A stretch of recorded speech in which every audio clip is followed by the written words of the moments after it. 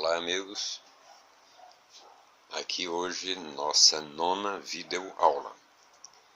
Tomara que o assunto que é objeto dessa nossa abordagem seja considerado como mais um dos assuntos aqui tratados e que representa alguma utilidade no contexto da nossa língua portuguesa. Antes de entrarmos no assunto propriamente dito, objeto dessa videoaula, desejaríamos que o amigo ou amiga que nos acompanha aí do outro lado acompanhasse aqui essas duas frases que constam aqui nesse nosso papo. Frase 1. Agora paramos tudo. Agora paramos tudo. Frase 2. Ontem paramos às 18 horas.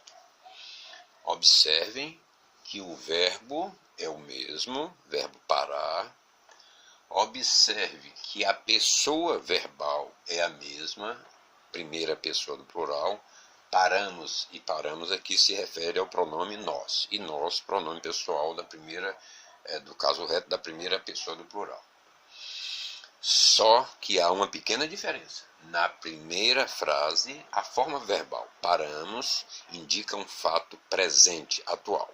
Ou seja, é uma forma verbal de indicativo presente.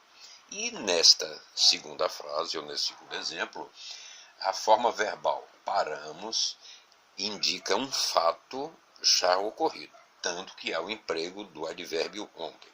Então, essa forma verbal aqui está indicando um fato ocorrido ontem e, portanto, o verbo está no pretérito perfeito. No pretérito perfeito. A respeito disso, é importante nós destacarmos o seguinte.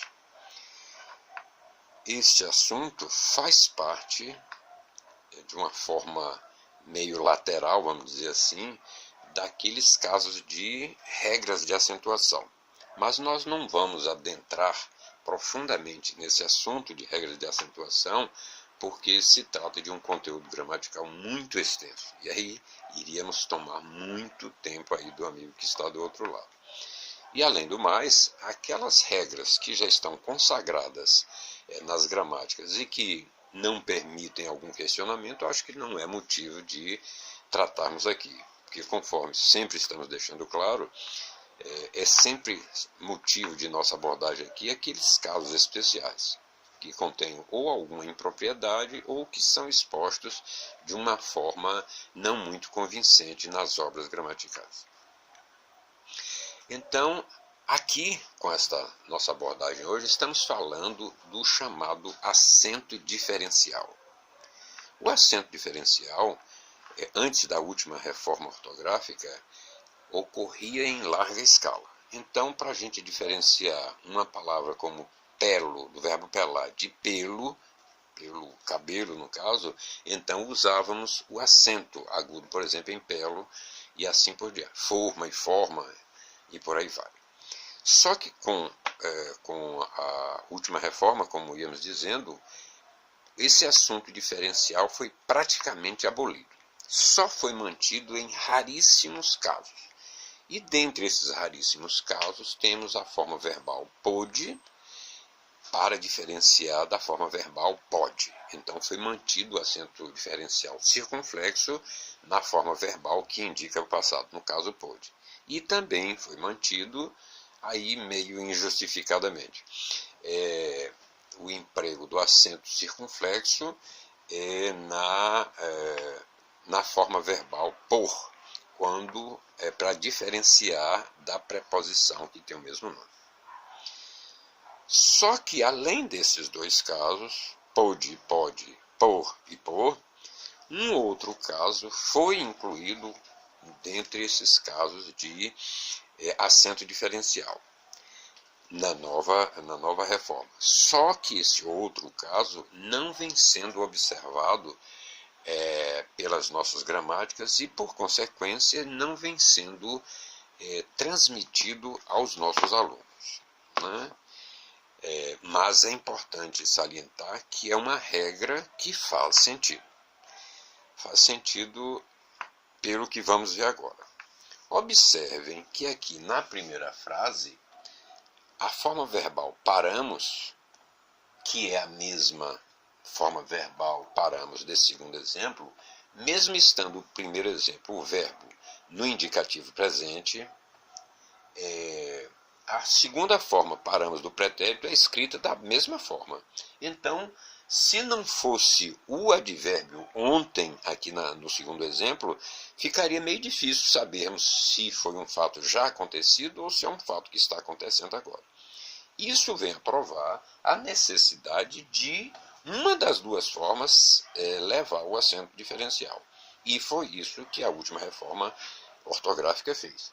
Quando tivermos a mesma forma verbal de primeira pessoa do plural, do indicativo presente sendo igual à correspondente primeira pessoa do pretérito perfeito, a forma correspondente ao pretérito perfeito será acentuada. Então, aqui, neste segundo exemplo, ontem paramos às 18 horas. Tenho certeza que muitos vão estranhar isso que estamos tratando aqui, que é uma coisa realmente diferente, estranha até. Mas faz sentido. Faz sentido para diferenciarmos, conforme disse, o tempo verbal. Aqui presente e aqui pretérito.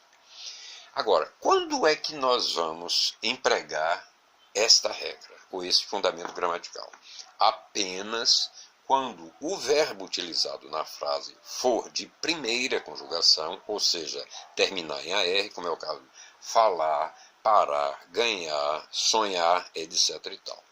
E mais importante do que ser verbo de primeira conjugação, tem obrigatoriamente que ser um verbo do tipo regular. Ou seja, aquele que não altera nem seu radical, nem as desinências indicativas de cada tempo verbal. Por que dizemos isso? Porque só os verbos do tipo da classificação de verbos regulares. Porque temos também verbos da primeira conjugação, ou seja, terminados em AR, mas que não são regulares, como é o caso do verbo dar, o verbo estar. E o que acontece? Nesses verbos, a primeira pessoa do plural do pretérito perfeito já não é, ao contrário desse caso aqui, já não é igual à primeira pessoa do indicativo presente. Vamos ilustrar melhor com o exemplo. No verbo estar, como é que nós conjugamos o indicativo presente? Eu estou, tu estás, ele ou ela está, nós estamos. Repare que esse estamos aí, que seria do presente indicativo, se enquadraria nesse primeiro exemplo aqui. Só que quando vamos conjugar o pretérito perfeito desse mesmo verbo estar, como vamos fazer? Eu estive, tu estiveste, ele ou ela esteve. Nós estivemos. Repare que já é totalmente diferente dessa forma verbal de pretérito aqui do verbo parar. Então, é nisso, melhor dizendo, que consiste o emprego do acento agudo e diferencial nas formas verbais de primeira pessoa do plural no pretérito em verbos regulares, exclusivamente em verbos regulares. Esperamos que o assunto tenha sido bem assimilado e que tenham considerado esse assunto como importante. A exemplo dos anteriores. Ainda bem, né, que assim seja. Uma boa tarde a todos, fiquem com Deus.